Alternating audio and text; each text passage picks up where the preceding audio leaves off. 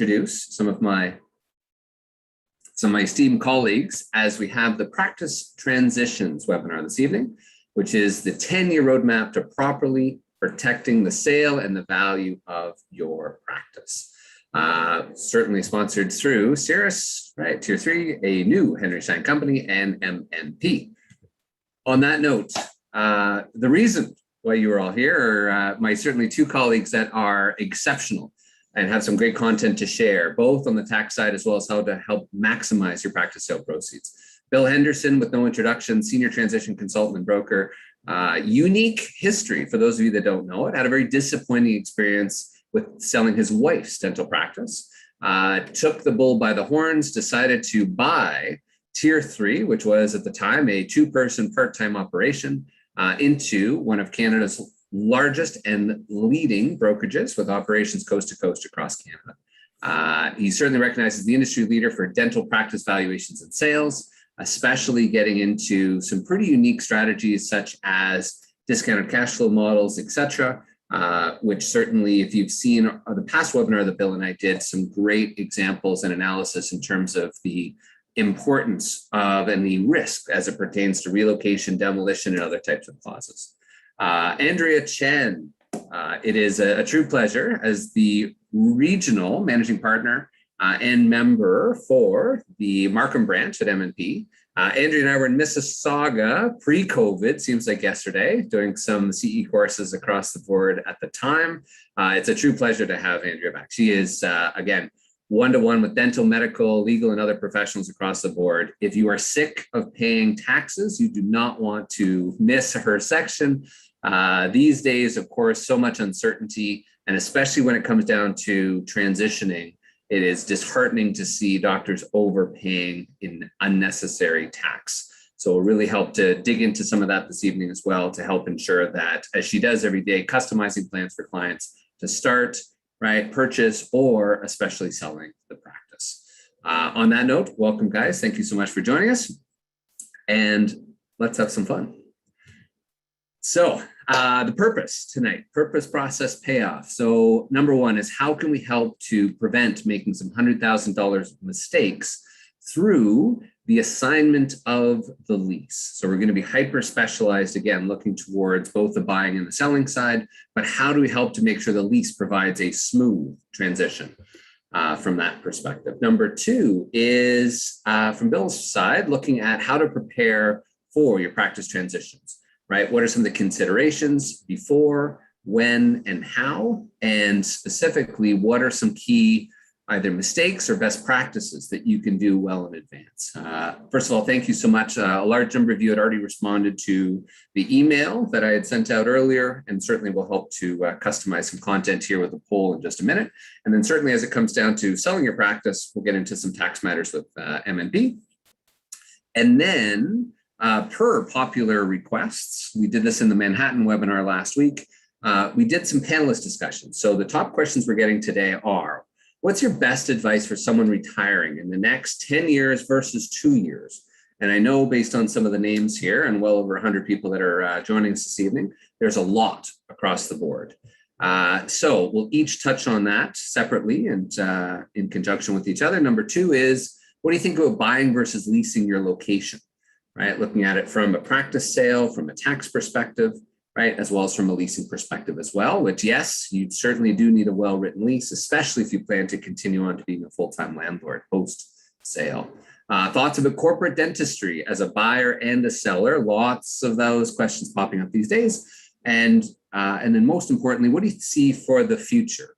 Let it be dental accounting, leasing, or practice brokerage. On that note, let's fly in. We'll customize some of the content tonight. So pull up a quick poll. Again, keeping things interesting and customized. So give us a little background on yourselves this evening. So lots of people from coast to coast, a lot through central Canada. What best describes your current situation? Planning to open, relocate, acquire, transition, and sell in the next 5 years, or planning to stay put, right, hunker down, or none of the above. And then also a little bit of background in terms of the reasons for taking the course tonight. For those of you that do have, I saw a few of you that were in a month-to-month or the lease is expiring within the next few years. On the bright side, as we'll see some notes here in a moment, it is in many parts of the country a very tenant-friendly market, as most landlords have realized the value of a dental tenant. So on that note, for those of you that haven't heard of us before, Cirrus Consulting Group, we're the only healthcare specialized tenant representation firm of our kind in North America. That's it, that's all we do. 27 years in the business, over 12,000 successful lease negotiations. And we've got the pleasure of doing hundreds of these continuing education courses from coast to coast, or in the past 14 months via Zoom. We're always attending all the major dental conferences, and we were actually just talking about that a few moments ago. All right, so let's get into the data, shall we? So a lot of questions about where are we at in terms of rental rates, vacancies, and beyond. So as we look across the province and the country, we have invested heavily. We had one of the busiest years in our 27-year history last year, and we doubled down in investments in the commercial real estate data throughout the entire continent. So we have access to incredible data, plus our own proprietary dental office lease negotiation experience, right, over our past 27 years.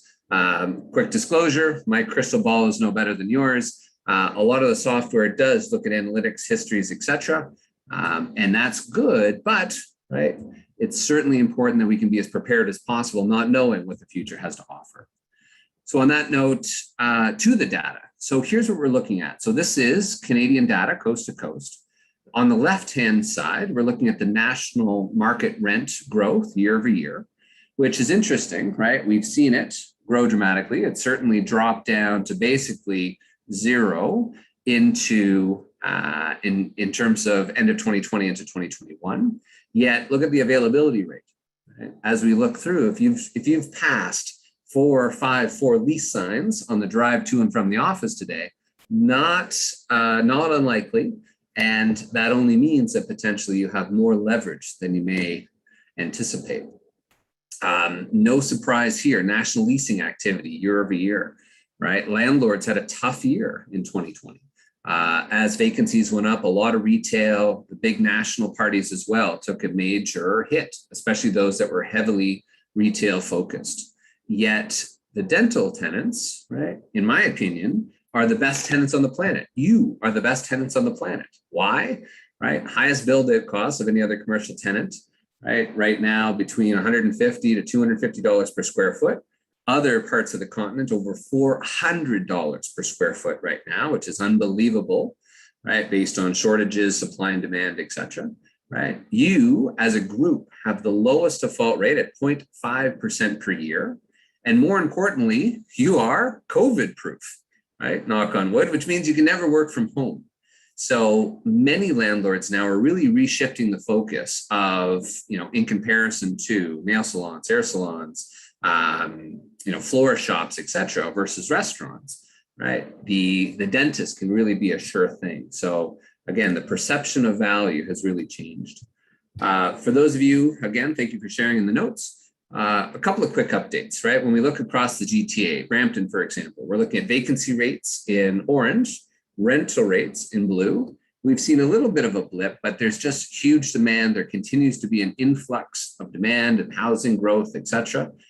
So a little blip through 2021 and COVID, right? But looking and extrapolated to continue on that growth moving forward. London, Ontario, a little different. A little higher fluctuations, a little difference in terms of rental rates and vacancies. Looking through Mississauga, where we were last time, Andrea, right? A little larger drop going into COVID as it pertains to vacancy rates. A little bit of a surge through 2020, and then a little more into 2021. We envision that that's going to continue to increase, right? As rental rates are at a bit of a lull before they're extrapolated to increase continually from here. Toronto, different parts of downtown, right? Certainly went through a bit of a dip through less vacancies, and suddenly COVID then turned things right around. What does that mean for all of us, right? It means that as you look through your local area, and this can be very regionalized, but we've done a ton of deals in Ottawa lately with locations that we never thought would become available. That beautiful end cap that was always done by a shopping center, right, now goes to a doctor. So there's great opportunities out there. And while some landlords are, shall we say, suffering from COVID amnesia and pretending that it never existed, there's still great opportunities for those that are thinking, you know what, maybe I do need to make a change, or, you know, maybe I do need to make sure that my rent is fair prior to putting my practice up for sale. For those from out west, Winnipeg, Vancouver, etc., similar trends. If you're curious about your own, you can certainly email us at info@cirrusconsultinggroup.com with the address of your practice. We're happy to run some comparative rent rate analysis for you. So as we keep things moving quickly across the board, we always ask in all the in-person courses, what is the lease? Well, as we go around, we could do some Q&A, but in the essence of time, right, ultimately it represents the largest check that you'll spend and send to a single entity in your personal and professional career. Take your monthly payments multiplied by your annual increases, multiplied by the 26.5 years that the practice is in the same location, and consider your lease equal to $1 million, $2 million, for some of you over $3 million of total financial commitment, right? So for that, there should be specific benefits. There should be a proper lease in place to ensure that it helps to reduce your liability and is fair and maximizes some of those main financial variables. What do I mean by those? Well, certainly through COVID, before and after, there's a lot of ways how the landlord can provide significant inducements, such as base rent, right? It goes without saying, can be negotiated back to fair rents. Some we've seen upwards of 30% rent reductions. Of course, that doesn't happen every day, right? But depending on the market, depending on if you signed a lease 20 years ago and it's just gone up and up and up, it's like you're on the world's most boring roller coaster. Every time you renew your lease, it keeps on going up and up and up. Andrew, I'm sure you've seen it with lots of clients there as well. It's a perfect time prior to transitioning to make sure the base rent is realigned to market. Number two, annual increases. Right? The reason why it's gone up so much is probably you're paying a 3, 4, or 5% rental rate increase. We've been very successful through COVID to help iron out a lot of those annual increases, to help reduce it from this massive slope to saying, look, we don't know what the Delta variant or the Epsilon variant or God knows what's coming up next, hopefully not, but we want to be prepared for the future. Base rent annual increase, common area maintenance, right? A lot of people fail to truly negotiate and reduce that as much as possible. From that perspective, base rent, annual increase, common area maintenance, fixturing, right? Free rent, tenant improvement allowance, and landlord work are just a few of the many different components that you can find significant financial benefit or savings in the next negotiation or renegotiation of your commercial office lease. With that being said, to the importance, right? The importance of the lease is unique, where it is truly the foundation of your practice and the business, right? It is either creates the rock solid foundation or a concrete shell that could cost you hundreds of thousands of dollars down the road if not structured properly. The investment, as I mentioned before, these days, not uncommon to see for a new doctor building out a practice anywhere really in the province, but especially the GTA or major urban centers, you're $1 million. Right? $1 million now to build a practice. So don't underestimate, right? If you've been in the same location for 20 years, right, the value to an associate, even just to come in and come into a fully built out clinic, right? You might say, oh, my charts are down. You know what? Maybe I've let things go a little bit. Don't underestimate the leaseholds versus a doctor opening something from a gray shell. Right? Is it not more difficult to open a practice today than it was 5 years ago, than it was 5 years prior, than it was 5 years prior to that? So for those of you, again, looking to transition, it is certainly still a great opportunity and a great seller's market. Of course, very difficult and time consuming to move. Right? You can't just drive out today and look to the right and look to the left and say, oh, you know what, geez, Bill, I'd love to move across the street. Let's see what that looks like. Right? To move a practice now, depending on zoning and other components with the contractors and approvals and supply delays, can be upwards of 18 months. Right? So when contemplating renewing the lease, start at least 2 years out. That helps to ensure that you're not struggling up against a timeline where the landlord knows, whoops, we can raise your rent by 20% without, right, knowing that there's no time to potentially relocate. And of course, and the focus tonight is around the practice sale, which we'll touch on. From that perspective, buying versus leasing. Those of you that think, you know what, I own, Andrea, I own my own building, I own my own condo strata, this doesn't apply to me. It does. The lease can be critically important for a few reasons: to separate the entity, right, or yourself personally that owns the building, right, to also the entity that owns the practice, or yourself personally as a sole proprietor. So that lease is very important to help separate the two. It's important for a few factors. Number one, right, as Andrea will touch on, it's important that it's based on fair market rents. You don't want to be overinflating the expenses of one entity, right, to the benefit of the other outside of a reasonableness. I won't speak or give any tax advice. I'll leave that to the pros, but it's important to make sure that you've got a proper lease with documentation that shows what rental rates are and fair market rents are in the area. In addition to that, right, certainly helpful to clearly delineate liability or exposure between the two. Right? If something were to occur, who is responsible for what? Who's responsible for snow removal? Who's responsible for all the different elements? And to clearly delineate those two is quite important.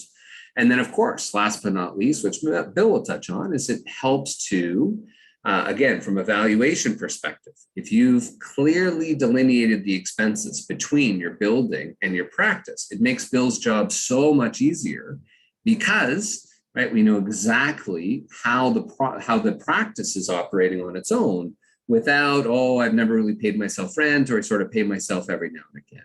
So the lease becomes very important from the value of the practice, value of the building. Or unfortunately, as some states have been dealing with this, there's been a few high profile examples, but where the doctor has passed away, right? And suddenly now there wasn't a lease in place.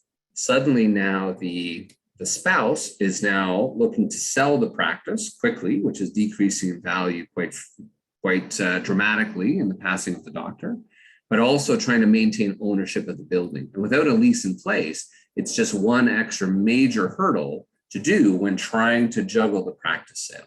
So very important to structure a proper lease between those two entities, especially if you own your own location.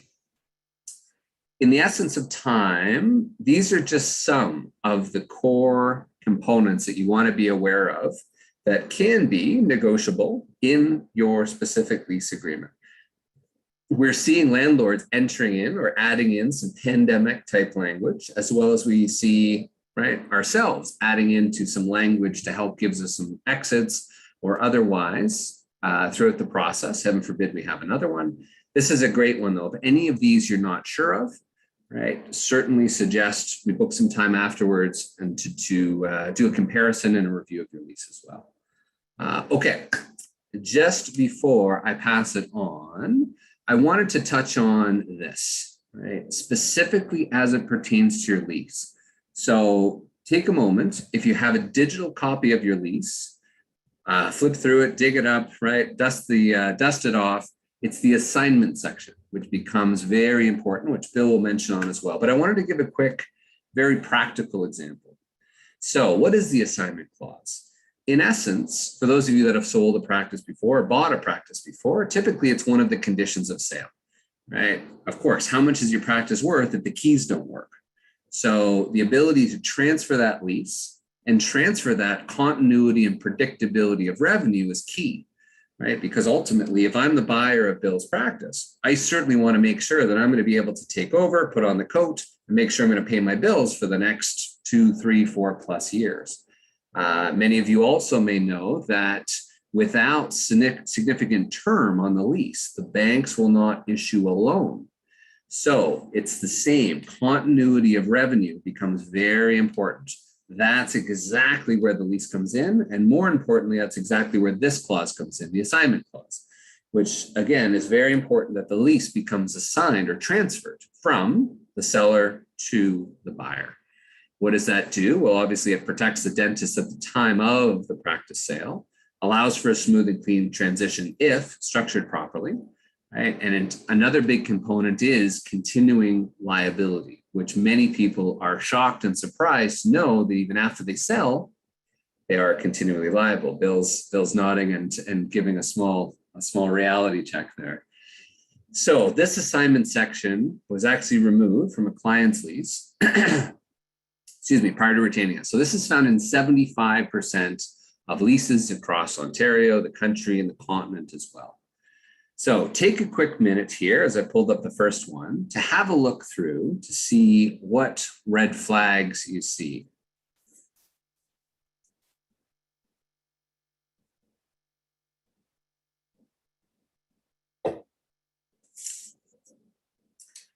Okay, let's jump in. Amazingly, almost over 50% of people who registered are joining us this evening. So from that perspective, number one is, right, first, you cannot sell your practice, as it states here, without receiving the consent of the landlord to allow you to assign your lease, assuming it's one of the conditions of sale, right, which it should be. In addition to that, so many are shocked to know that, wow, at the 11th hour, you mean to say after Bill sold my practice for top dollar, right? We've agreed all the terms, all the lawyers, we paid all the fees, and suddenly at the 11th hour, the landlord can catapult the sale. I won't give Bill's section away, but the short answer is yes. Number two, did you notice this? The landlord shall have the option. So let's say the landlord does say yes. Great.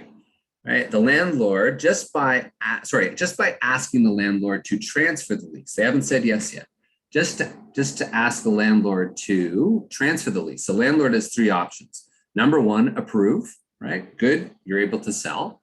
Number two, say no, right? With or without reason, depending on the lease, right? Or number three, to terminate the lease agreement upon the effective date of such proposed lease assignment or sublet.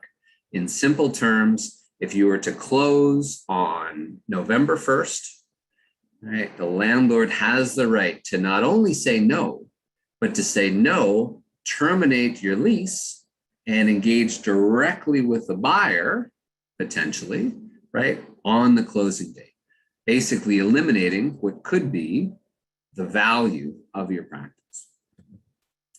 Number three, the landlord shall have the right to revise the minimum rent to be paid during the remainder of the term to the greater than the current market rent or 15% greater than current rent, meaning that the landlord cannot lose, right? And if you were to put yourselves in the buyer's shoes, if the landlord started to, right, get a little funny business and jerk around the rent as you're about to transition, right, what do you think that would do to the buyer?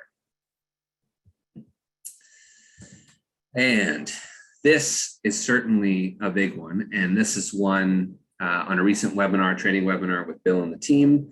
Very interesting, and a lot of recent examples of this. So should the tenant receive from the assignee or subtenant any rental income, cash goods, or any form of consideration in connection with the assignment of this lease, right, then in essence, that amount or the difference between rent, right, and the amount you've received from the practice sale is shall be paid to the landlord within 30 days of the tenant receipt thereof. Meaning that the landlord, per this clause, is entitled to a percentage of your practice sale proceeds. Multiple examples recently, some more than others, which shall remain nameless, but national landlords are using this and are more common than others. Right, one recently, close to me in Etobicoke, the doctor was responsible, and as a condition of sale to a large dental corporation. Right, upon sale, the landlord refused to assign the lease and required the doctor to pay over $150,000 to the landlord, purely in conjunction to allow the landlord's approval to transfer the lease. So can you imagine having a multi-million-dollar sale at the 11th hour, the landlord says, no, right, here's the money I want, or I'm not assigning it. And what happened? It was paid. Right. Other examples from Bill and the team, right? Landlord wanted $120,000. They negotiated down to $60,000. But bottom line, the landlord feels it's their foot traffic, right, that is adding to the value of the practice, not your blood, sweat, and tears over the year. And last but not least, regardless of the landlord's consent, you, the tenant, shall not be released from its obligations under the lease and shall remain liable for any failure of the tenant or its assignees to achieve every covenant within the lease. So any issues whatsoever, defaults, lack of payment, damages, etc., the landlord has the right to go after you and potentially you personally. Bottom line, doctors, be keenly aware of this clause. If you're not sure, send it on. But this, as you can imagine, in this particular example, could be anywhere from $250,000 to $750,000 in terms of a cost. As I pass it on to Andrea here, right, if any of this is a concern or you have not had your lease professionally reviewed from our team or otherwise, as an appreciation for your time, we do waive the fees of a critical dates and risk analysis lease review, where we go through it cover to cover and help to make sure that you are adequately protected. There'll be a section at the end, or you can email us a copy at info@siriusconsultinggroup.com and we'll schedule a call. And there'll be a section in the end to schedule for a time. It is next my true privilege as everyone's most passionate topic, shall we say, is, Andrea, is tax, right? And not to get political, but I know there's a lot of people here that aren't happy and are certainly looking at ways of how to mitigate and reduce taxes as they felt they paid more than their fair share over the past 5, 10, 15, 20 years of their well sought out career. So on that specific note, it's my true privilege to introduce the manager of the Markham office at MNP, Andrea Chen. Awesome. Thanks, Eric. Can you hear me? Yeah. Awesome. So yeah, with that, I just want to say, thank you again, Eric, for inviting us. I feel like I learn something new every time I hear you speak. So switching gears a little bit, I'm going to focus my presentation on how to minimize tax on a practice sale. We're fortunate enough to have a team in Markham that specializes in working with dentists, and frankly, it's a national team. It's a fantastic team that I'm so proud of being part of. And I'll aim to pass along some high-level planning ideas over to you from our experience. I know that there's a poll on your screen now, so if you can respond to it, that would be awesome, just so we can get some information on whether or not you're incorporated, who you have as shareholders, what you have inside your corporation, and hopefully, if I can multitask properly, we'll see. I'll try to tailor some of this presentation to those responses. Okay, so for the agenda, we'll start by reviewing why having a corporation is so powerful for tax planning. We'll walk through the difference between an asset sale and a share sale with some numerical examples to help visualize or quantify the savings that you can get just by using the capital gains exemption. We'll also highlight some of the rules a corporation has to meet in order to get the capital gains exemption, and end with what you can do in terms of tax planning just before a sale. So, in terms of, whether or not you should incorporate, one of the reasons why most of you are incorporated is because there's an opportunity to defer just over 40% in tax because of the difference between the top personal tax rate, which is 53.5%, really high, and the corporate tax rate for the first $500,000 of income, which is only 12.2%. That difference, massive difference in tax rates, can be used to save more inside a corporation so that you can pay down practice debt, buy equipment, buy another practice, or save for retirement. You can also potentially save taxes annually through payments to family members if they're working at your practice at least 20 hours a week. I will caution you though, like with the new tax rules, if you're planning on income splitting with your family members, make sure you speak to your accountant or speak to one of us, because there are very specific rules about whether or not you can do that. You want to make sure you plan carefully around it. And finally, if you're selling your practice, having a corporation can give you access to the capital gains exemption, which we alluded to earlier. And most of this presentation is really going to focus in on that, on the exemption today. So if you're thinking about setting up a new professional corporation, or a PC, as we frequently call it, or you're re-looking at your professional corporation setup, there are a few things that I just want to highlight because you want to be aware of it. So first, if you currently own a practice, you can't just set up a corporation and move your practice in there. The issue is that CRA essentially looks at you and the corporation as two completely separate entities. So if you were to just move your practice into the corporation, it's technically a sale. And on the sale of a practice with, as you know, lots of value, it could trigger a bunch of taxes. So to prevent this from happening, there's usually an election that you can file for income tax purposes to essentially transfer your practice into the corporation tax-free. You'll need the help of an accountant and a lawyer to prepare the election properly. So also note that depending on how you do the transfer, it can trigger HST. So keep that in the back of your mind. Again, it's really, really important that you do this properly, and penalties do kick in if the form is filed late. So if you look back at your corporation setup and you realize that you actually didn't file this form when you did incorporate, please make sure you go back and complete it with the help of an accountant, even if it's late.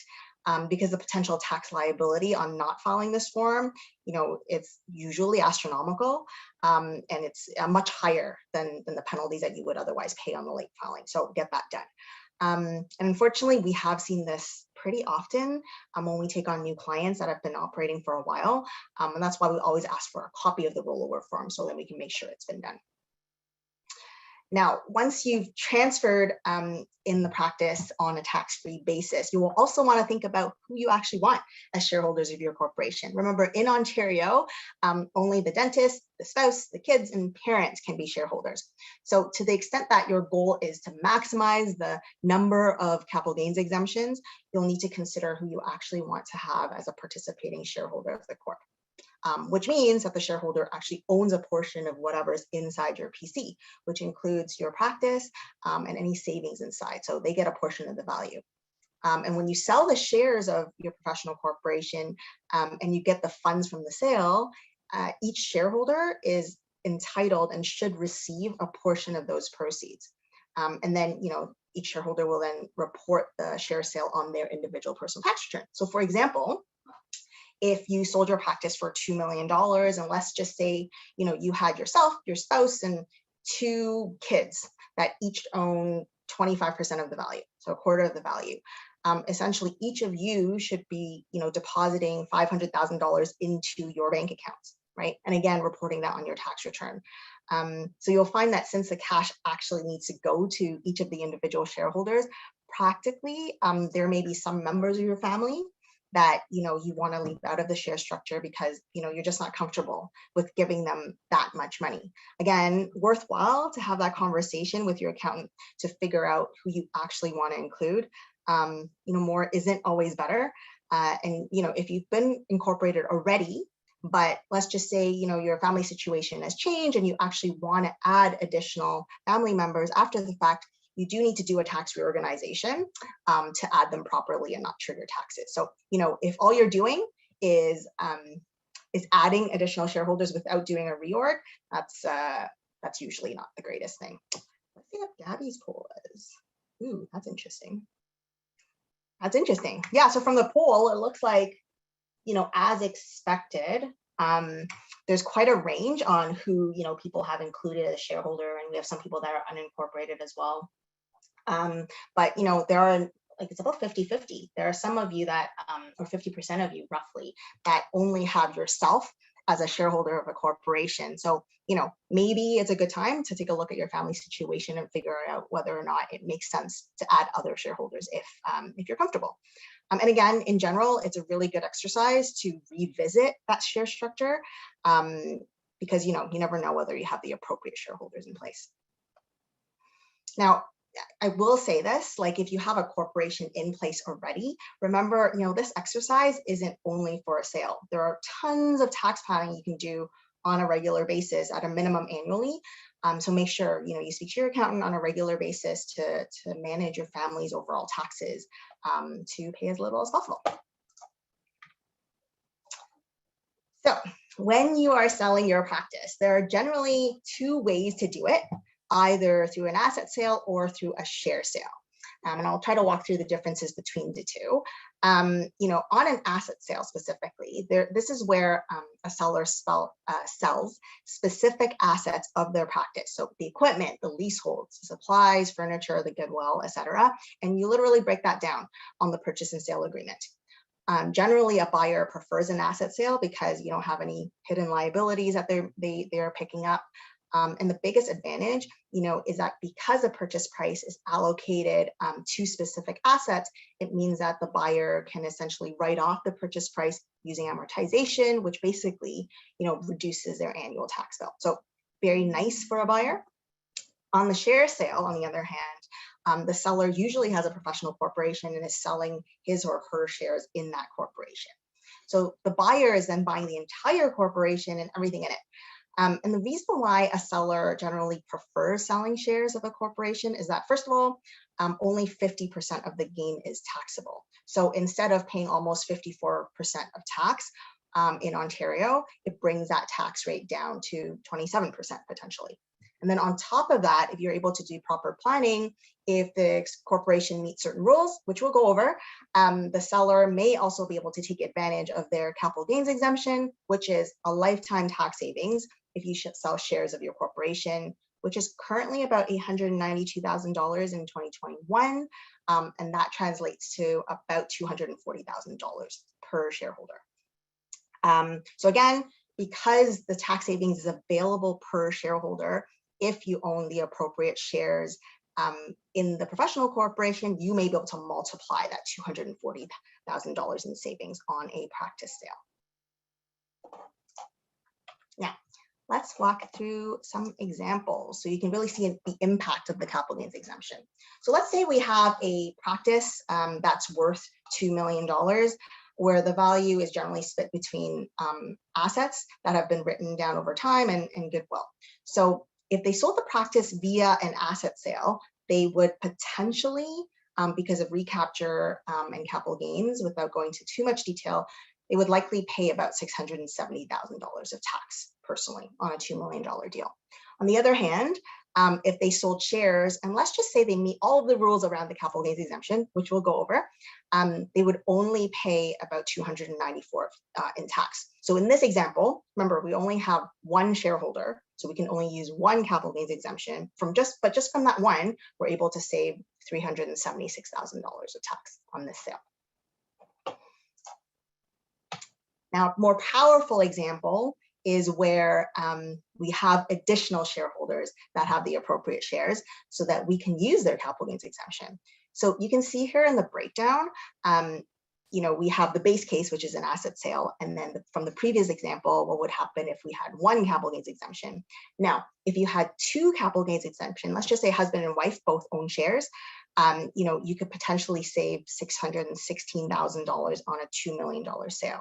And let's just say you have a child that you wanted to include to kind of round out the practice and shelter all of the tax.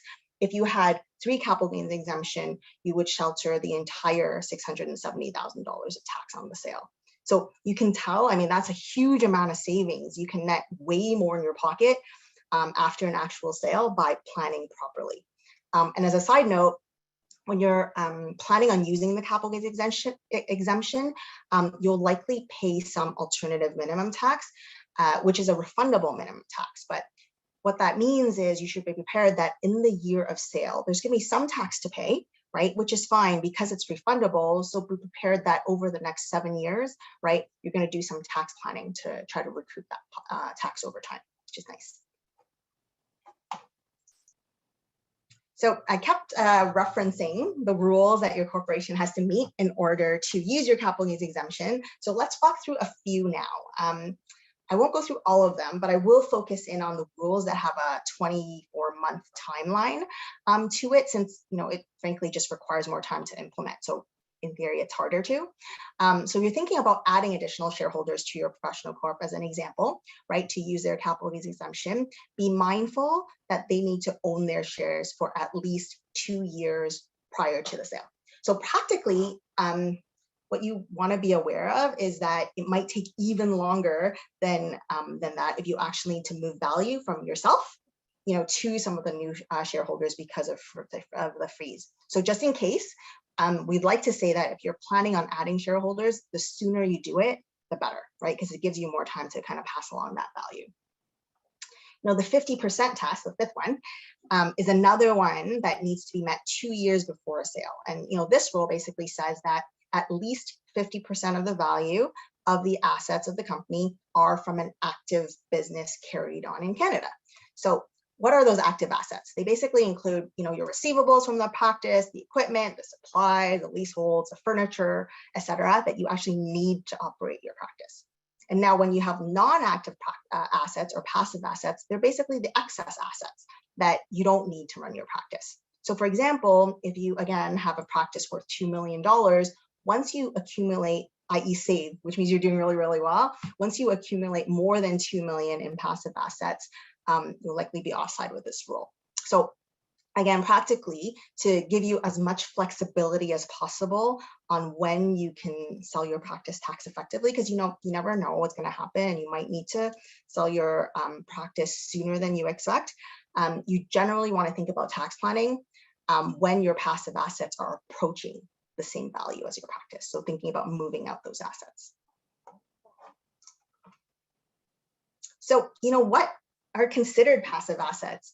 Typical ones are cash and marketable securities. So if you have investments in the stock market, I should mention that, if you have another corporation that your PC is lending money to, that loan is also considered passive. So for example, many of our clients own real estate sister companies, and they often use the extra cash from their corp to buy real estate in another company. That loan is considered passive. So the nice thing about, cash, marketable securities, or loans receivable is that you have the ability to move these out of the corporation without triggering any tax. So, and this is commonly through a transaction called a purification, which we'll go over. Other passive assets that are more complicated to move out, and I saw in the poll that some of you have picked that, are real estate, because, it triggers land transfer tax. Or life insurance policies, because that is fully taxable when you move it from one entity to another. And if you've held that life insurance for a very long time, generally that tax it's quite substantial. So the point here, it's really important to understand what you're buying inside the corporation with that extra cash, because certain things can, frankly, just be more difficult to move out later on. Like I said, from the poll, it looks like some of you have insurance policies and real estate inside your PC. So take a look at it, speak to your accountant or myself if you like, and plan ahead to figure out how best to set yourself up for minimizing taxes on a sale. So it does get a little more complicated. So when you have passive assets inside your corp, there are a few ways that you can use to remove these assets. It could be as simple as taking out the money personally because you need the money. With that choice, there are a few options, and simple ones are, okay, I'm just going to take out money through salaries or dividends, which is what you typically might be doing. But unfortunately, as you know, the more you take out, the more tax it triggers. So in Ontario, it can, trigger as much as 54% in tax personally. So very, very expensive. You can look at more creative solutions when you're taking out larger sums of money, like, for example, paying out capital dividends or doing reorganizations to essentially trigger tax at a lower rate. There's some planning that you can do to essentially potentially reduce that tax by 18 to 20%. So really significant. But, without going into these planning options in too much detail, because, it's like another huge topic on its own. And I think that the point is that if you need money personally, it's worthwhile to plan on a regular basis how you're taking it out with your accountant, because there are likely options on how to take it out more tax effectively, and at a minimum, at least give you some options to decide between when you're managing your family's taxes. And of course, if to the extent that you have practice debt outstanding, you can use the extra cash to pay down debt or buy new equipment for the practice. Just be mindful that there's an opportunity cost to using cash versus debt. Finally, a common option we use when our clients have saved substantial amounts in their corporation is doing a purification.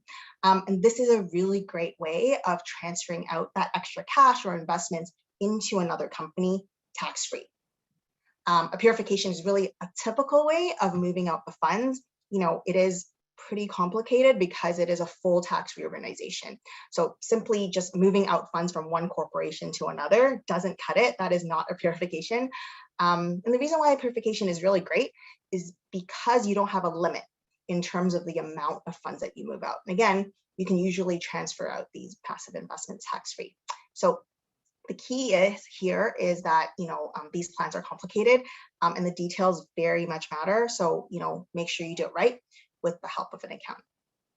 And the reality is when you're doing well and you start saving, these are automatic issues that you're going to have inside your corporation. So you should be having these conversations regularly with your accountant so that they can walk you through the various ways that you can kind of manage your tax exposure properly. And really the accountant's job is to help you understand your options so that you know what you can do to plan for potential taxes. So in summary, before I pass it over to Bill, you should always plan ahead with the help of your accountant. Regular conversations around your corporate structure is prudent because your goals and your family structure likely changes over time, which means that there's likely an opportunity to update your corporate structure. Again, once you have a corporation, regular tax planning for your practice income is important to save taxes on a regular basis. And before you buy real estate or life insurance policies, just make sure you speak to your accountant so that you're buying it in the right place. That ultimately gives you the most flexibility for future planning. Also, keep track of your corporate savings or passive assets relative to your practice value. So again, you can purify the corporation on a timely basis if necessary. And then finally, have a general timeline in place in terms of what you want to do with your practice, your career, et cetera, so that you can plan ahead. Those are the things that we typically speak to our clients about, and we find that's been really helpful for them. So with that, I have my contact info here if you want to reach out to me for a complimentary consultation, and I'll pass it over to Bill, who's helped a lot of our clients with successful sales of their practice. And as Bill loads up, just a quick note, a few questions that have cropped up. We certainly have a panelist discussion. We've set this up for a 90-minute event this evening.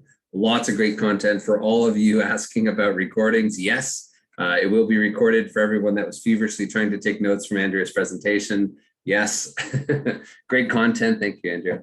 And again, huge thanks for Henry Schein for sponsoring tonight's event. And with that, Mr. Bill Henderson, over to you. Why, thank you so much. I just nod your head if I'm coming through okay. Good stuff. Okay, and what most of you don't know, because she shows up as the Cirrus Consulting Group logo without a face on your screen, the real puppet master pulling all the strings here is Gabriella. Without her, this wouldn't happen. And she's about to put up my poll questions if, there you go. So, and we should be able to see responses in real time here. I just want to get a sense for you, the audience, so I can structure my comments a little bit. So please indicate whether you own a practice or whether you're a very wise person who attended this to find out what owners are learning about, whether you're a GP dentist or a specialist, and whether you're sort of within 5 years of selling, 6 to 10 years, or not planning a sale within the next 10 years. If you could answer those, and then Gabriella, put up the results as they come up. In the interest of time, I'll move forward here.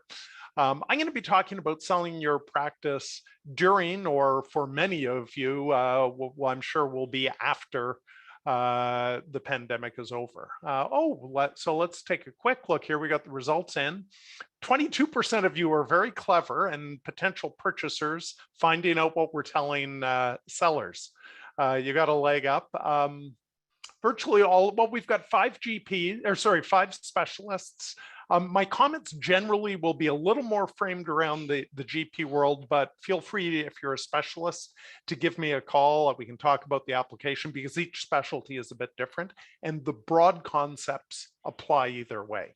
And then half of you are 5 years or less away from selling, 20% are 6 to 10 years, and 30% of you are extremely long range planners because you're not planning on selling in the next 10 years. Or maybe you just don't want to tell us you are. Either way, I hope I've got something for all of you here.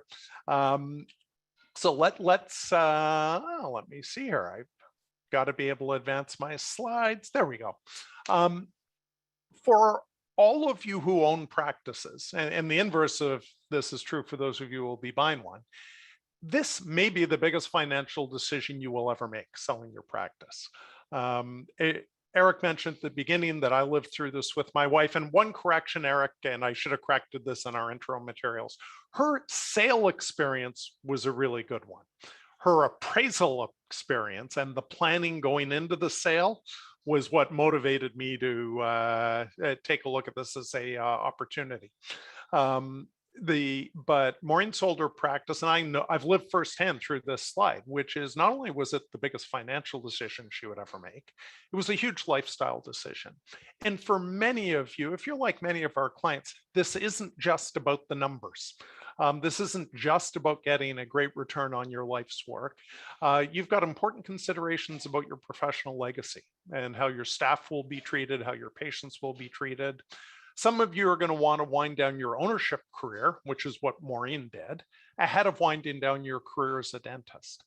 All of these things are possible, and certainly the more buyers you can interest in your practice, the wider range of choices you have. And with these things being so important, it really makes sense for you to plan very carefully. And that means planning 5 to 10 years in advance, ideally. Now, some of you, I think about half are within 5 years of selling. Don't worry, it's not too late. You may have missed some opportunities, but I'm sure there are many opportunities you have. And we're going to move on and talk about those now. I'm going to talk a little bit about how the pandemic is impacting practices.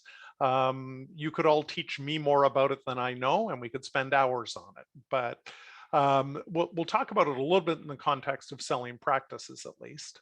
I'll answer the question, how strong is the market for practice sales, given we're still in a pandemic? Is now a good time to sell? And then I want to share 7 keys to a successful sale, things you can be working on, be it over the next 6 months or the next 16 years, to make your sale go better when you get to that point. So with no further ado, what are we seeing in the market right now? Tier 3 does over 250 appraisals a year. I've got a fantastic group of colleagues. Many of you will know some of them, and they can be a great advisor to you through this process. What we're seeing is that a little more than half of all practices now have their revenue back at or ahead of pre-pandemic levels. And very much when we're looking at practices, because when buyers are looking at practices, they're benchmarking where you're at relative to before the pandemic started. In many cases, dental revenue is running ahead of pre-pandemic levels as they get caught up on deferred treatment. The area that's been more challenging for most people is hygiene, where probably only 1/3 of practices are back at pre-pandemic levels, and a full 2/3 are still struggling to get all the way back there. And given the importance of hygiene in buyers' minds, this is an area you should all be paying careful attention to. So I'll drill down into it a little bit further. These are the things we're seeing that are making hygiene a challenge for many of our clients right now. First of all, fallow times have taken a real hit or have really hurt your productivity. Many dentists will bounce back and forth between 2 different operatories, but most of our clients don't have extra operatories to bounce hygienists back and forth.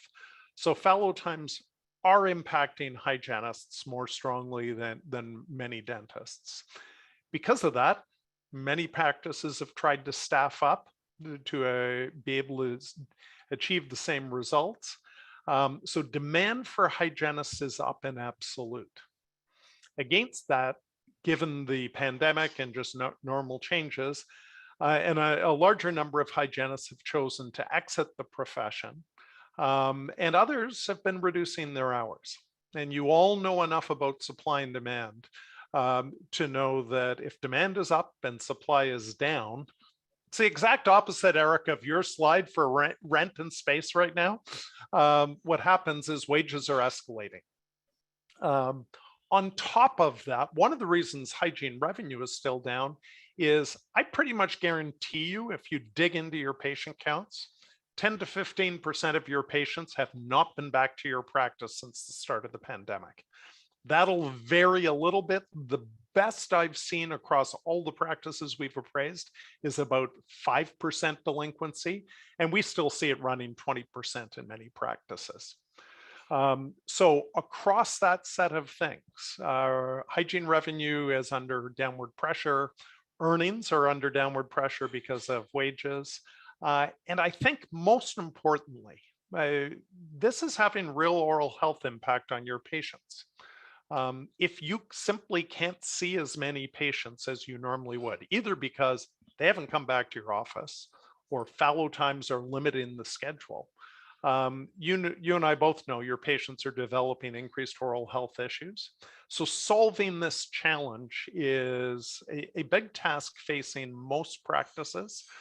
First and foremost, approach it from a patient care standpoint. Because it really is a patient care issue. And the good news is that as you're able to solve for it, your business is going to benefit, and so will your eventual practice selling price. Don't have time to talk more about this, but clearly it's something to be paying careful attention to. I told you I'd tell you whether now's a good time to sell. Those of you who've tuned into previous webinars I've done since, well, about March 16th, 2020, have seen this Tom Cruise slide before.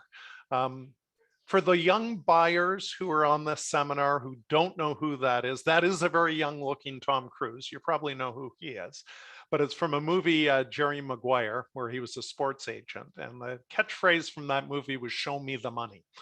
And for the last year and a half, that has been the watchword in appraising and selling practices.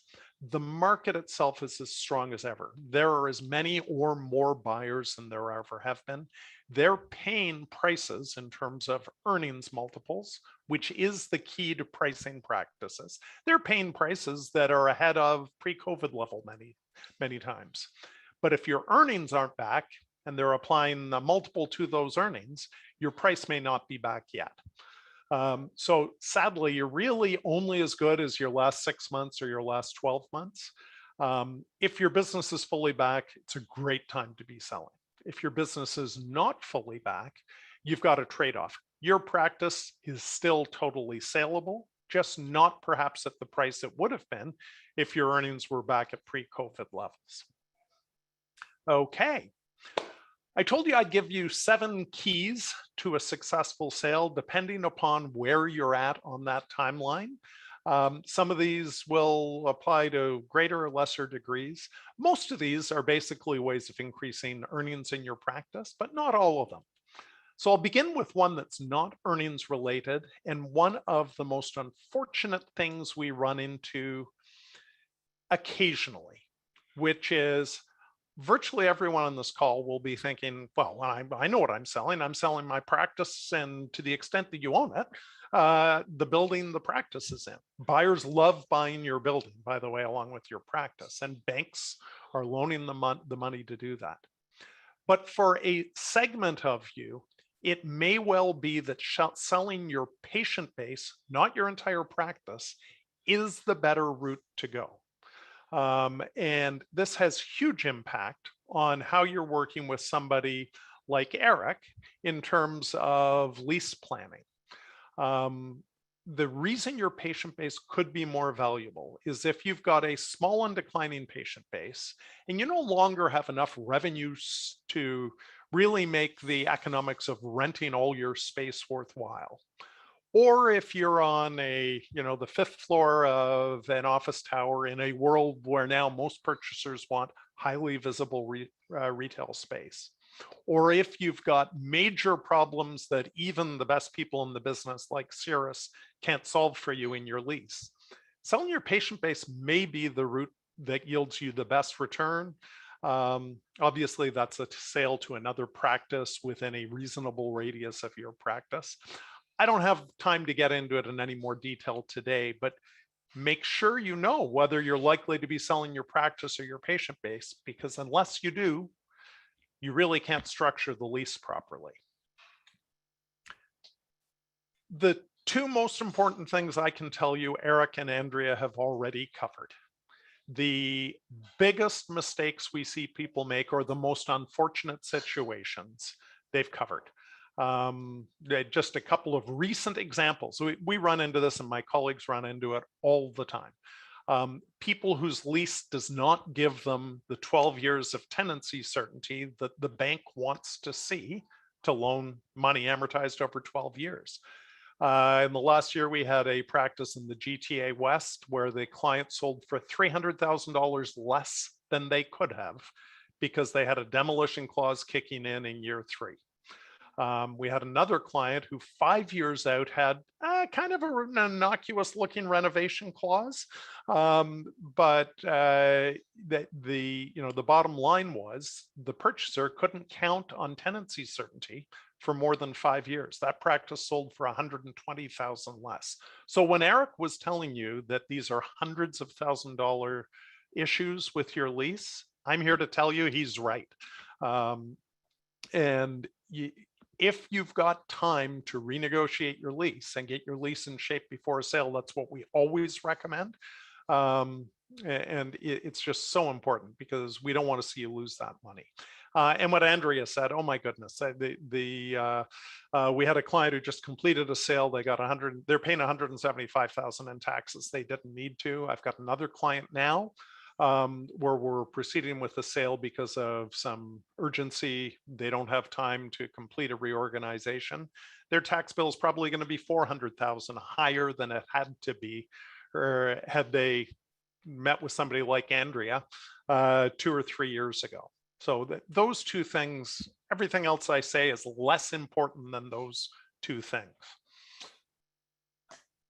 I love talking about hygiene programs because I said earlier, people can look at me and say, oh, you're a business person, Bill, you're just trying to drive me to increase revenue and earnings. But the reality is building your hygiene program is usually entirely consistent with delivering better oral health to your patients. It's a win-win for you and your patients.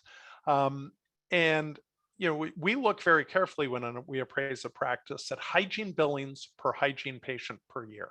Take your total hygiene billings, figure out how many patients have been to your practice for one or more hygiene appointments in the last year, divide the two. If you're average, you'll come out at about $270 per patient per year. But that graph in front of you shows roughly 200 practices we've appraised over the last year. And you can see the range runs from as little as $125 per patient per year up to over $500. If you are like that practice that's doing 200, and you dedicate yourself to getting your patients in on a more appropriate frequency, billing for the work your hygiene team is doing, and getting the patients back on the frequency that makes sense to deal with their oral health, you will quickly see your practice hygiene revenue go up, your patient's oral health go up, and you can drive yourself up this scale. It does take a couple of years to get there, given people only in a week hygiene program are only coming once a year, once every 9 months. But it's the number one thing you can focus on, that you don't have to worry at all about whether you're doing it for yourself or your patients. Beyond hygiene programs, which buyers are hugely interested in, the most important asset they're buying is your patient base.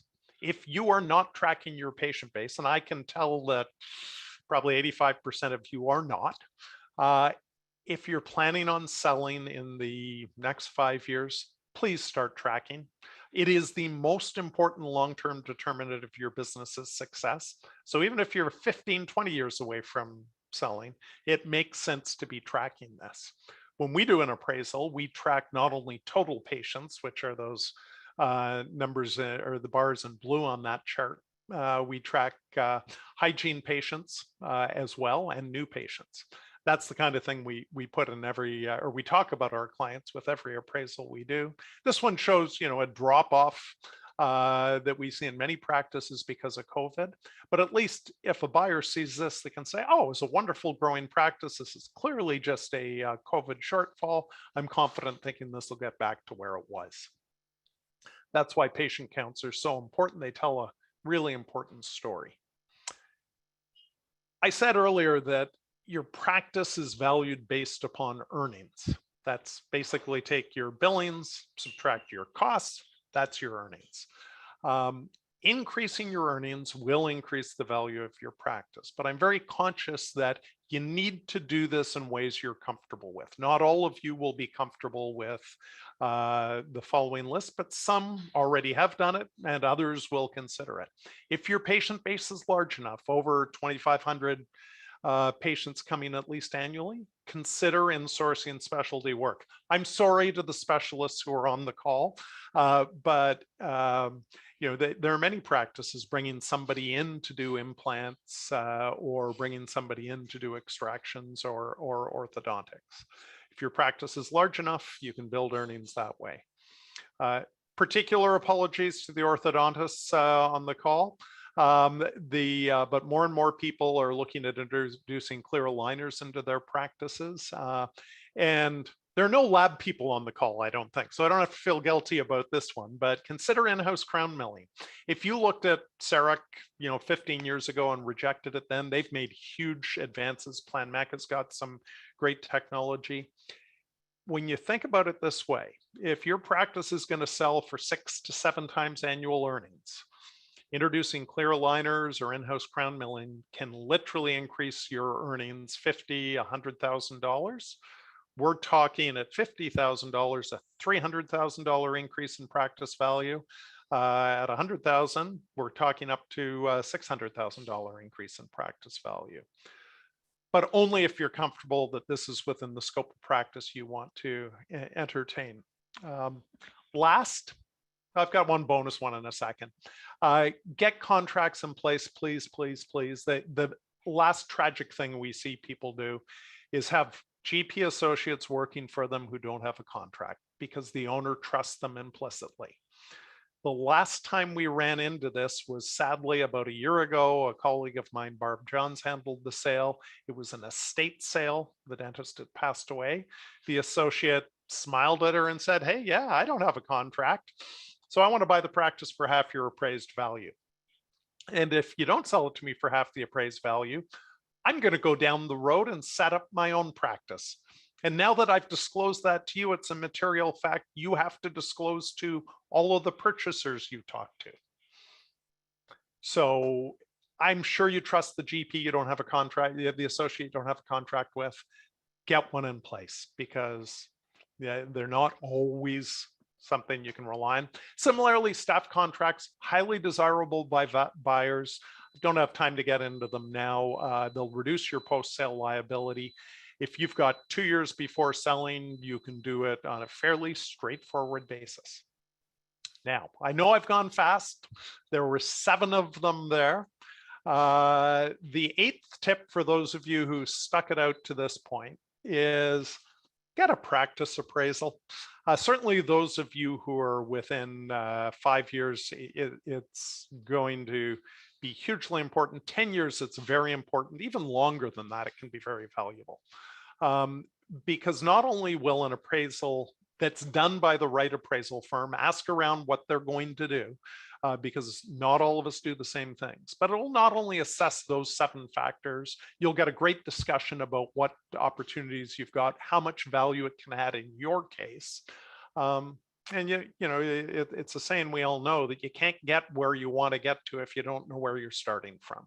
An appraisal tells you where you're starting from, and when it's done the right way by the right appraisal firm, they'll also help you understand where you can get to. And should disaster strike, and I pray it does not for any of you, your family's got a document there that gives them real clear instructions on how to move forward. So that, in a whirlwind, are some quick thoughts about navigating your way through the balance of the pandemic and beyond. And let me turn it back to our host, Eric, who's going to host the Q&A. Perfect. Thank you, Bill. Greatly appreciated. Fantastic content. And it's, again, everything's interlinked. And to make it easy, I know certainly Andrea's done a great job to answering a bunch of those Q&As. So I'd remind you through those to continue to post. We'll try to answer as much as we can. We also, due to popular demand, we also did some open panel questions. So, but just to make it a little easier, there's a couple of buttons. So if you do want to request some of Andrea's time on a complimentary basis, you do have the option. There'll be another poll to pop up here to schedule a conversation with Bill to talk a little bit more about your specific situation.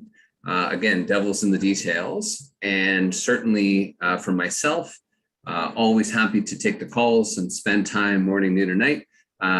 It's better than waking up with a newborn, right, and bottles. So happy to support, answer any questions as we go through. So again, for those looking for some market rate analysis, complimentary lease review, number 1 for scheduling a call with Andrea, number 2, and then number 3 for Bill. Again, pretty miraculously, we've got over 50%. Again, through here, very engaged. We appreciate everyone's time. So on that note, let's talk a little bit about some open panel questions. So this is typically some of the top questions collectively that we've been receiving. So we're going to throw it out to get each person's perspective. And again, for other specific questions, feel free to add to the Q&A, and we'll keep things open, certainly as we go through. But we wanted to give 15 minutes here for some wide-ranging top topics. So your best advice for someone retiring in 10 years, Andrea, versus someone who is now saying, you know what, I've waited this long, right? I was used to actual pre-latex wet finger dentistry. And now, right, I feel like I'm the Michelin man or Michelin woman walking in with PPE everywhere. So, and I'm looking to sell in the next 2 years or less. Andrea, what would be some of your guidance for a client that's come to you at 10 versus 2? Awesome. So I think I'm going to stick to tax when I'm talking about this one, so I don't, step into your realms. So I think the best advice we can give is that the more time you give yourself to plan for retirement, very generally, the more successful you will be. So really, the advice is don't wait till last minute. Even that 2-year time frame is pretty tight. Again, the biggest difference with having more time before a transition is that you have way more options. Like we spoke about earlier, some of the tax rules, require you to be on site 2 years before transitioning. So waiting until that 2-year time frame can actually be really stressful for you because some of that tax planning takes time to implement. So the reality is, regardless of what situation you're in, though, there are always planning ideas. But frankly, if you get too close to the sale time frame, some of it will just start falling off the table. So again, important to know that if you end up waiting too long, it's not that you can't do any planning. So you still can do some.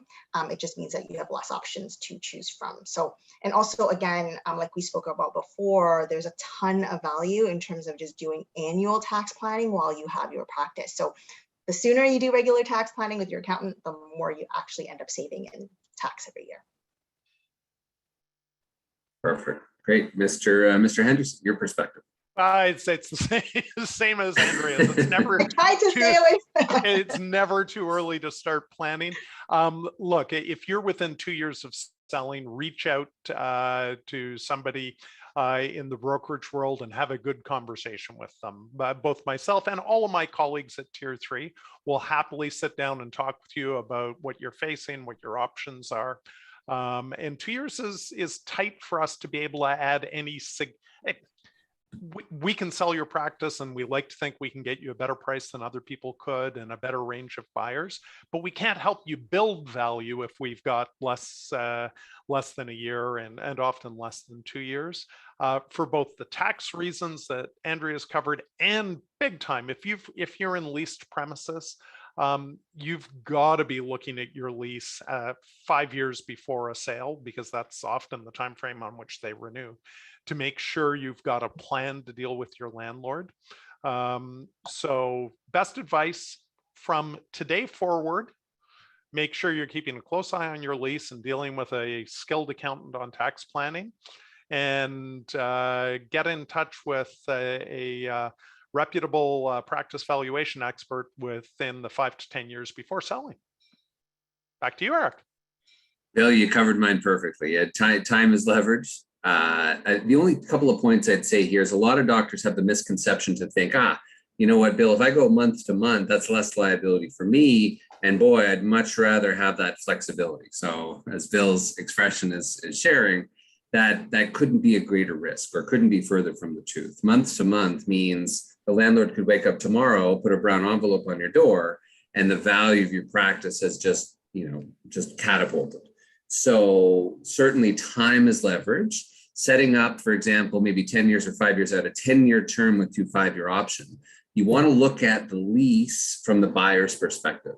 So having as much term and options, but by the way, make sure those options are transferable to your buyer. So many make the mistake, the options are personal to you. So you might have 2 more 5-year options, but the buyer is not, it's not transferable. So those are some major components. You're sort of, you don't want to just exercise that next option, because at that point you're sort of, walking the pirate's plank. And then at the time you're looking to sell, there's no options left. There's no term. You've basically passed on the value of your practice to your landlord, who might not even need to renew your lease or want to renew your lease. So definitely the more time, the better. The more runway you have, the better. And be cautious as to when and how you let your landlord know you're contemplating the sale, because if they know it soon, there goes even more leverage. Okay, another key question, top question. Andrea, maybe for you to keep it up from a tax perspective, but buying versus leasing a space, the old immortal question, especially for those that might be transitioning soon or otherwise, buying versus leasing a space. Let's say they're leasing today and contemplating the purchase. Awesome. So I have to say, Bill's reaction was so funny, because that's like what sometimes happens in an initial new meeting, or they ask me, oh my gosh, Andrea, why do you look so sad? I feel like all this lost opportunity. But anyway, so to answer your question, Eric, when you're deciding between buying or leasing a building for your practice, frankly, there are lots of considerations, and ultimately it depends on your situation. So it should be fairly tailored, that conversation. Usually at a minimum, when we're helping someone go through that conversation, we look at the impact on cash flow and look at the short-term and long-term impact of buying versus leasing, which is, the practical stuff. But, where there is the option to buy a building, we do find that many of our clients tend to lean into buying.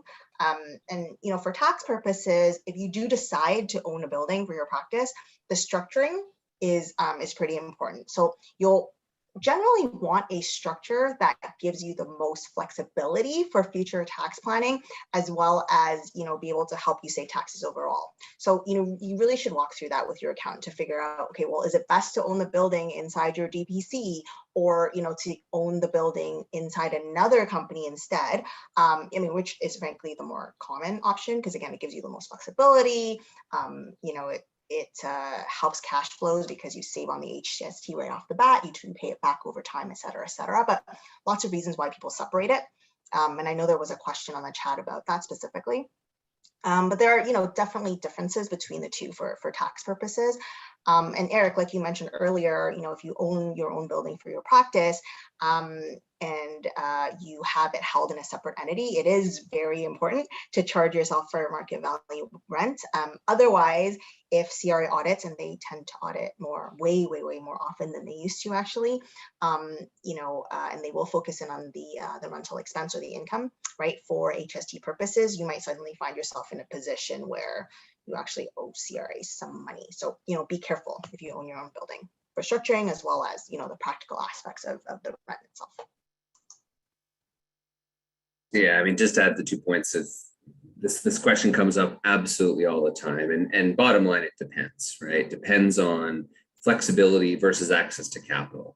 A lot of, even looking at a lot of the larger DSOs, they're not buying or owning their own real estate. They want to take every penny of potential capital and buy the next practice. And we're going to come to that in terms of consolidators here shortly, but really important that as you're looking between the two, right, look at your current situation. What's your growth strategy? If you're early in your career, or a third of the people attending tonight that are looking to buy or are early in the stage, right, contemplate access to capital, right, where you're tying up your money, and could you get a better return by opening a secondary practice versus, right, throwing it in. Remember, anybody can buy commercial real estate, right? But you, with the DMD or DDS behind your name, have the ability to replicate or potentially create a lot more value by opening an additional practice. Regardless, right, choose part of your professional team that has a horse in both races.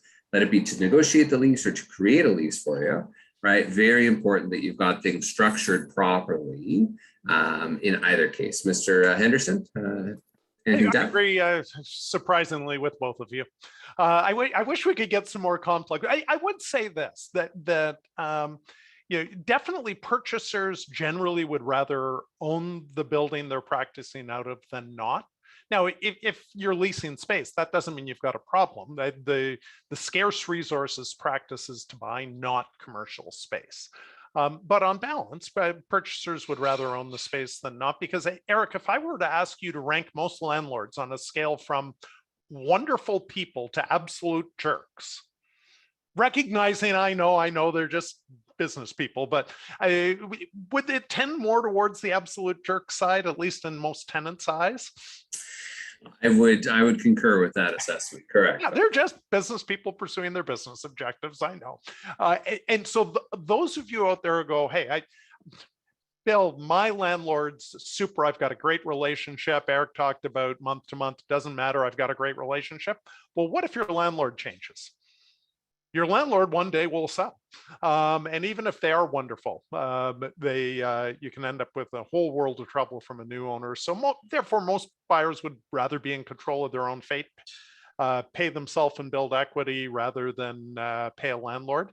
But if that's not your situation, don't worry. Your rate of return owning a dental practice is 15% plus a year after you pay yourself a wage. And your rate of return owning real estate is 5 or 7%. So don't let the premises tail wag the practice ownership dog. That's important for you buyers too. Great points. Hopefully that covers a lot of those key questions. And that's actually a perfect lead in. So consolidators. Andrea asked the question, how do we address, how we talk about consolidators? So thoughts on corporate dentistry as a buyer and as a seller. So we did have an anonymous question. Where do you think solo practices are headed? It seems corps are coming to the tail end of their acquisition strategy and are starting to try to grow their acquired practices now. Signed, corporate dentist. Kidding. So let's talk a little bit about corporate dentistry and consolidators, Andrea. So what does that mean? And from a tax and a planning perspective, perhaps give your perspectives on the consolidators and corporate dentistry. Sure. So maybe I'll look at it quickly from a buyer's perspective. Corporate dentistry, generally has really helped increase the demand on dental practices. So, if you're looking for a practice, not only are you really competing with your colleagues, you're also competing with consolidators when you're looking to buy a dental practice. But from a seller's perspective, that's when it gets really, really interesting. Whenever our clients are thinking about succession planning, selling to a consolidator is, definitely a part of the conversation and frankly, a valid option. Right. Many of our clients are happy after the transition, but I think obviously you have to look at the individual person and figure out whether or not it's right for them. And whenever you are transacting with a consolidator, the deal itself tends to be quite complex. And it is, usually different than a straight out sale, usually. And you're likely tied to some metrics on a go forward basis. And then depending on the consolidator that you're working with, the deals can look quite different as well. Having said that, I will say that there are straight out sales. I'm not, I'm overgeneralizing here.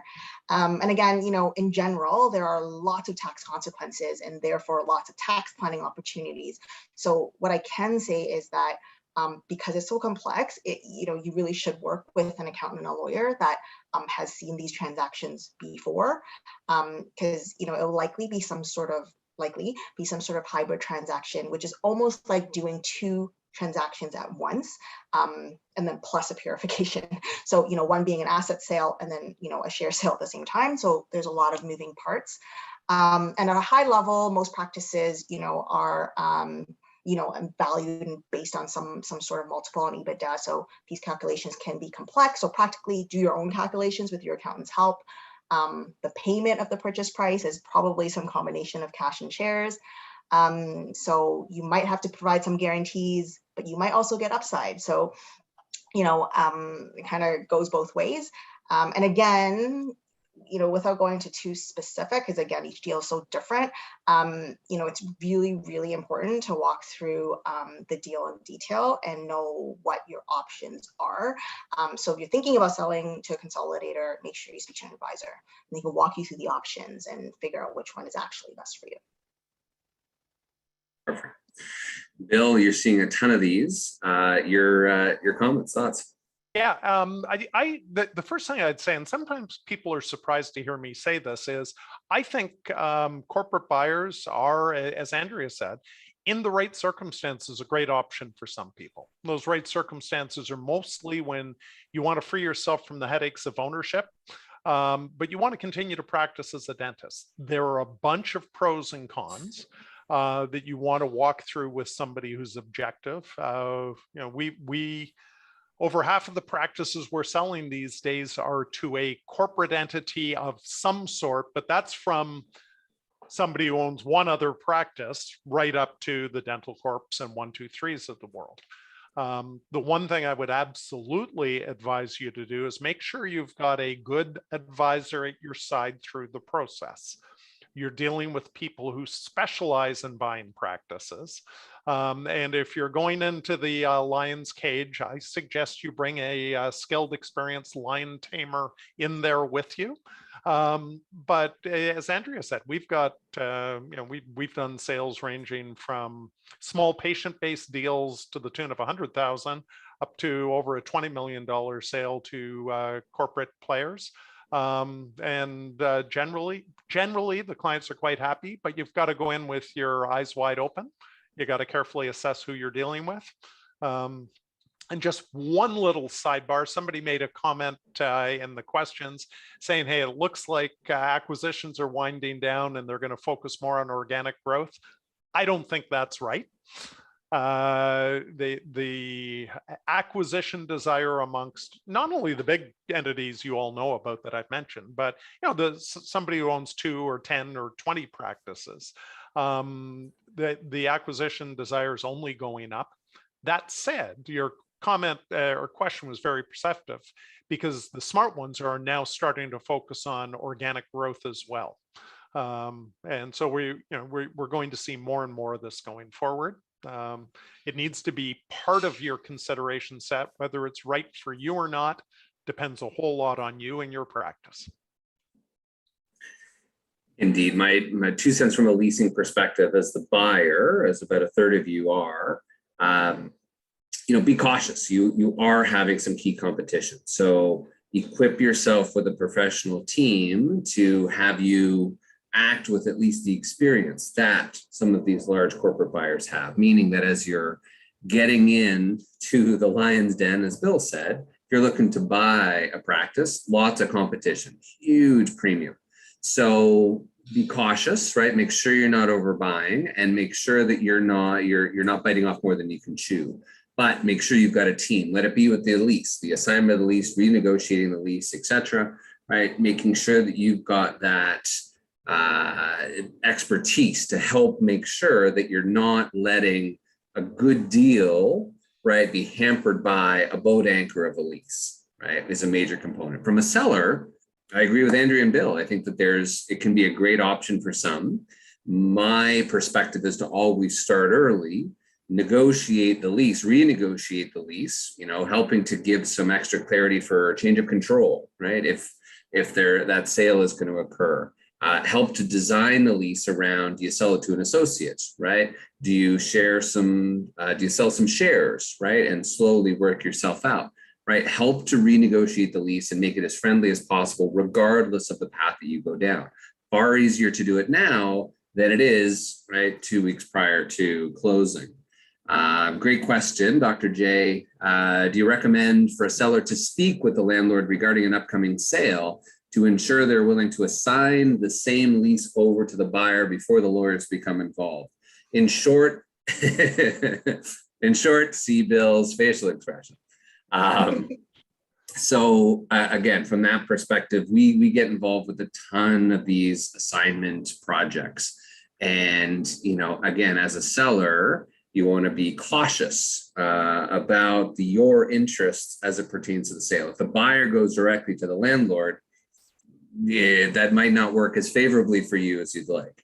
So just be cautious about the entire process because, right, even selling to a corporate buyer, if you are personally guaranteed, the landlord at the 11th hour is not going to let you off. What's in it for them, right? So therefore, we've seen that cost buyers to run away because it's taking too long, but many will be extremely off-put to know that they will be continually liable even after they sell to an individual practitioner or to a corp.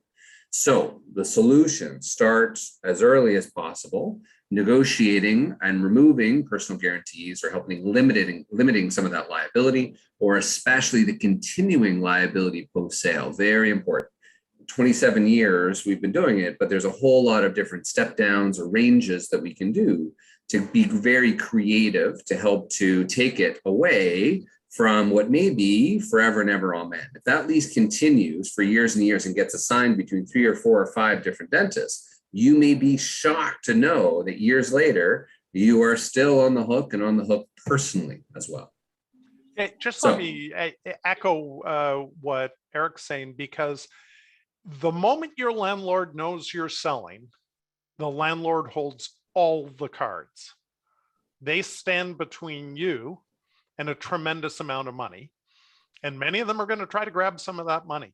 And the landlord has no obligations really, other than to live up to the lease. So the time to get changes in your lease is before your landlord knows you're selling, before you are selling, which is why it's so important to have it reviewed. And so you know what's in your assignment provision, you know whether you've got some of the noxious demolition, relocation, remodeling clauses, and you can enter into a discussion with the landlord when the landlord doesn't hold all the cards. You hold a bunch of cards, which is you're a AAA class A tenant who's negotiating with the landlord to give the landlord a whole lot of money by extending your lease. That's the position I know Eric wants to be. And I hate calling him in when we're at the assignment stage or we got a problem. Bring him in when you've got you've got leverage, and especially now when landlords dealing with COVID uncertainty don't have the leverage they did even 18 months ago. Hang on. Beautiful. So I see almost all are still with us. So to the future, the crystal ball, my favorite one. Bill, you've got honors this time. The future, dental, accounting, leasing, and practice brokerage. Give me your best crystal ball analogies. This is being recorded, Bill. So yeah, I know. Top and prize to the person that gets it right. I spent a good chunk of my career in the investment industry before, in executive positions at companies like Trimark, before I bought Tier 3. And I learned there never to forecast where the market's going. So against my better judgment, I will tell you all that I think the future is very bright for the value of dental practices. Eric, you referred to it earlier as COVID-proof businesses. I mean, there are very few businesses that have worked through this pandemic and been impacted really on as limited a basis as many dental offices have been. Values are coming back. So long as you focus on the basics, your business will be back to pre-COVID levels. The dynamics driving supply and demand for dental practices, demand's driven by an excess of dentists. We're not licensing any fewer. And by corporate money chasing practices, demand's going to stay strong. Supply, there's no, everyone on this call could decide to sell in the next year and it won't make a dent in the supply in the overall market. So I truly believe that the future is very bright. So here's the key. And remember how I make my money. I make my money by earning commissions selling practices. So take this statement with that in your mind. Selling your dental practice, and I've told some of the people on this call already, is going to be one of the worst financial decisions you ever make. At some point, it becomes the right lifestyle decision to make. That's where my wife Maureen got to, because you're going to sell an asset that's making you 15 or more % a year. And you're going to give that money to an investment manager who's going to make you 5 if you're conservative. So I think the future is very bright. I don't think any of you should be rushing to sell your practice because of fears about where the market's going. It's not a smart financial move, but at some point it'll be the right lifestyle move. But please start planning that lifestyle move 5 years in advance. That's me. Perfect. Andrea, politics aside, but perhaps the future. As you said the other day, taxes never go down. No, sounds like rent. Andrea, your crystal ball on the future of dental accounting, Andrea. Yeah, I mean, like you said, taxes definitely never go down, but I just want to point out something that's coming up really, really soon, which, I mean, I know it's super boring because it's accounting standards, but something to be aware of is that the compilation standards are changing, which essentially means that, for year end starting end of December of this year, putting together those financial statements is just going to take more work. So practically, be prepared when you're speaking to your accountant. They're going to ask you more questions, spend more time, and it's just going to be more costly to put together. So that's the boring piece. On the tax piece, yeah, I guess politics aside, I think most people would say that taxes are never going to go down to pay for all of this stuff. And I think just looking at the last few years, there have been so many significant tax changes that were, big changes, right? And it really, really changed the tax planning landscape. So, we know that opportunities that we once had can really vanish really quickly. So where we have the opportunity to tax plan now, it's generally a good idea to at least have the discussion with your accountant on whether or not you want to use some of those tax planning ideas today, because they may not be available in the future. So we don't have a crystal ball. And certainly, again, just because a tax plan is available, it doesn't mean that you have to use it. But I think at a minimum, again, if you want to, I think it would be really helpful to understand what your options are, so that you can decide, again, with the help of your accountant, which ones are actually right for you. And it's not a one-time conversation. It needs to be done on a really regular basis so you can keep on top of what's happening.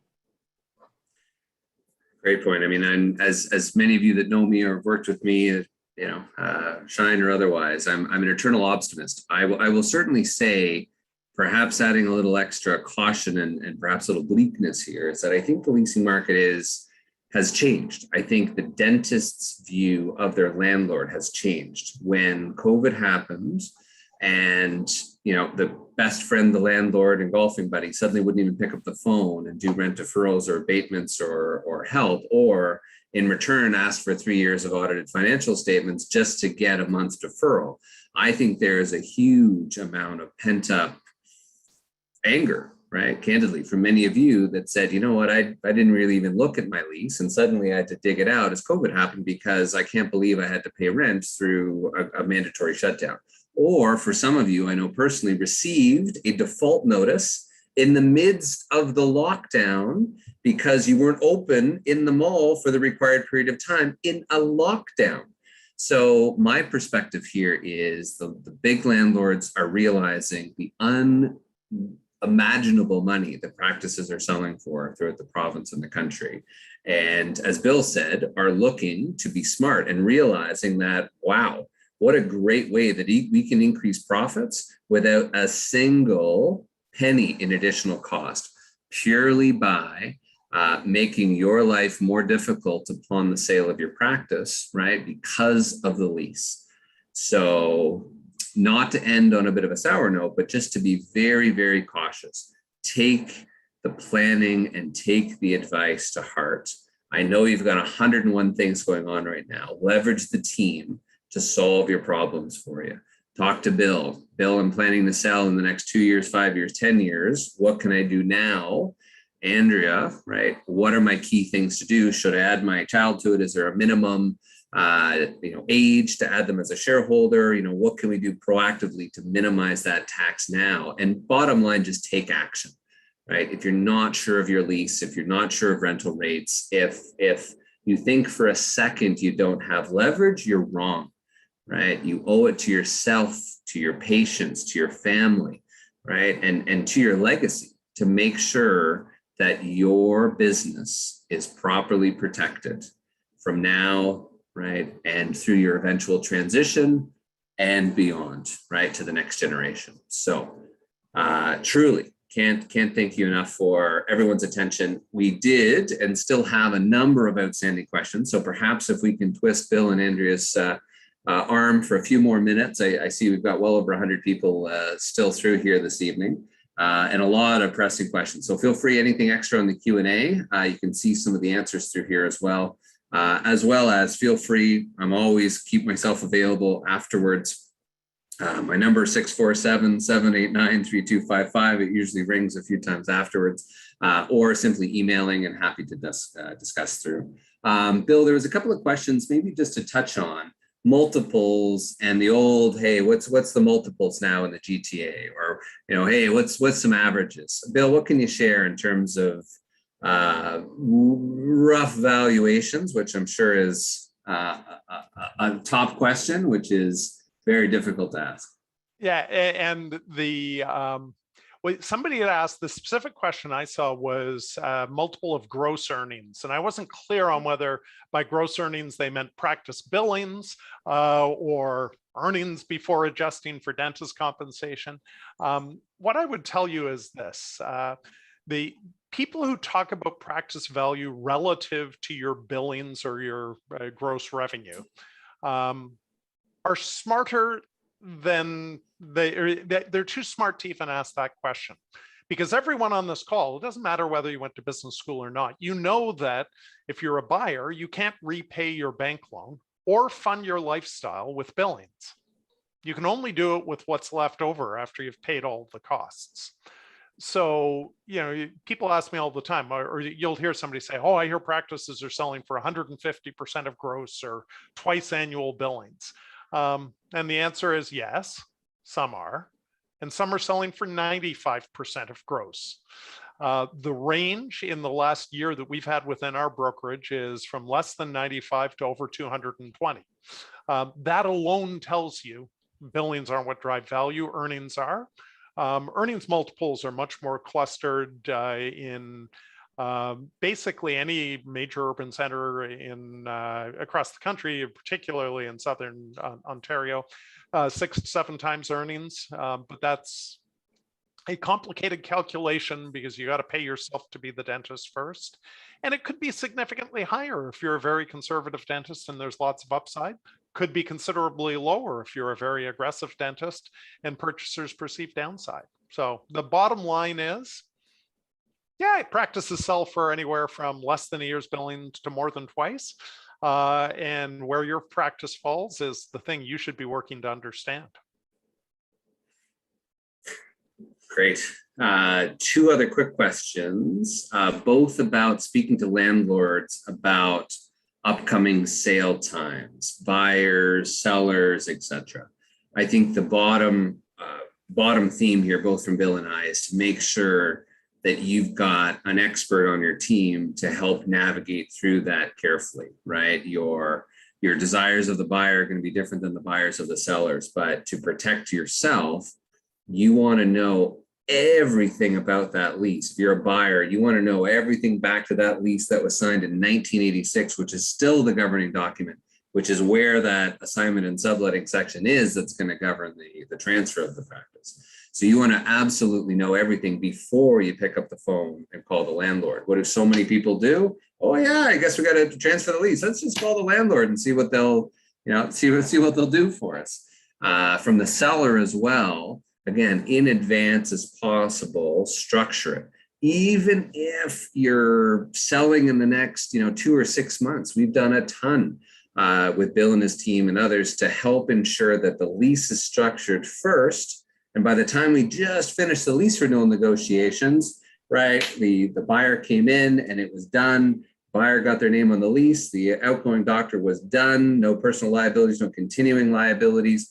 The new doctor had a beautiful 10-year lease. It match made in heaven. So bottom line, right? Again, make sure that you've got the professional team that does this all day long, right? So, hey, should it be the seller's lawyers, buyer's lawyers, etc., right?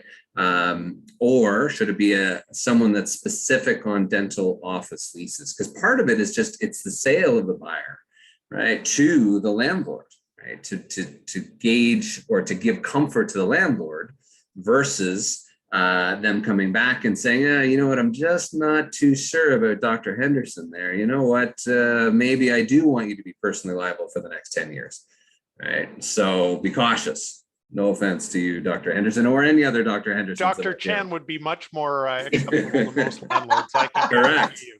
Correct. Just let me elaborate a little bit on that, because I want to manage buyers' expectations here.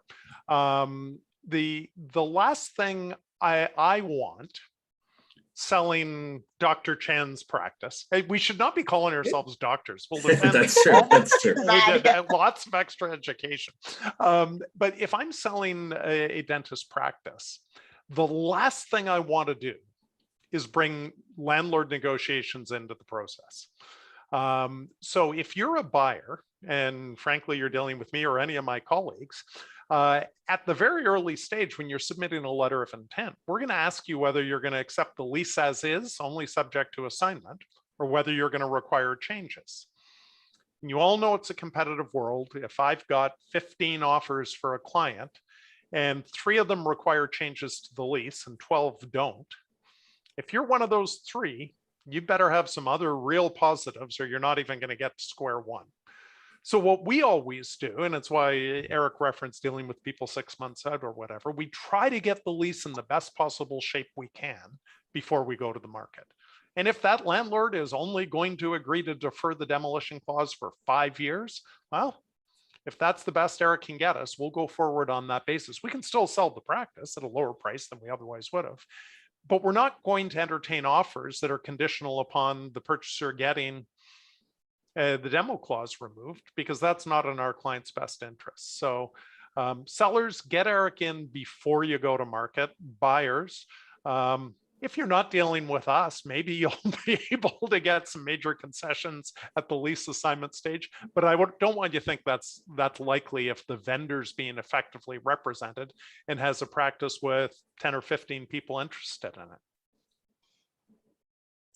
Yeah, key but points. Get Eric's advice either way, so you know what you're getting into. Sorry, I don't want to cut you out entirely, Eric, but that's the reality they're going to face.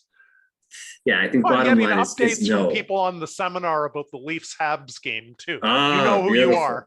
It's tied 1 for everyone who cares. Beautiful. Again, amazing response rates here, especially. Andrew, anything else to add from any of the questions that have come through, or many of which you did a detailed answer? Yeah, I think I answered all of them. I was typing like crazy, super multitasking. Yeah, we still have 91 people here. So if any of you have a question, stick it in the questions and we'll try to answer it, because I have no life and have nowhere to go. I'm not going to say ditto, but ditto. Eric's baby's crying in the background. Yeah, Andrea has a life. Truly fantastic. Thank you for all the notes. Thank you everyone for their specific times, and almost 100 that are still with us.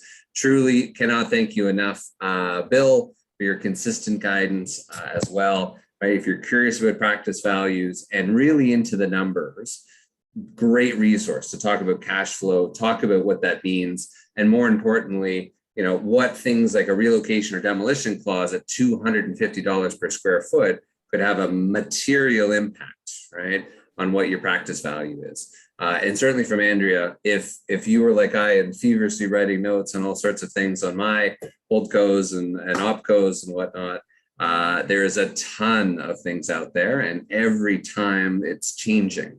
So bottom line, right, call your accountant and get a second opinion.